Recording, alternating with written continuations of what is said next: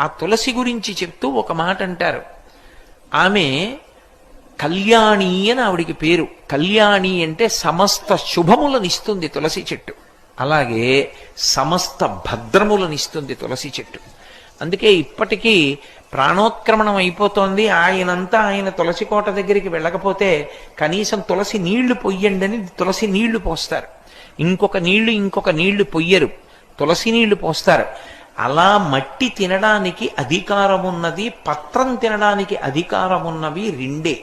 ఒకటి తులసి, రెండు మారేడు. అసలు నేను సరిగ్గా క్రమంలో చెప్పాలంటే ముందు మారేడు, వెనక తులసి. అంత గొప్పది తులసి చెట్టు. తులసి ఆరోగ్యానికి కూడా అంత అవసరం. పూర్వం ఇంట్లో ఇప్పుడు తులసి ఎందుకు ఉంచుకునేవారంటే, పైనుంచి వాంతి కానీ కింద నుంచి అతిసారం కానీ జరిగితే ఆపగలిగినది తులసి చెట్టు ఒకటే. వెంటనే తులసి వేసే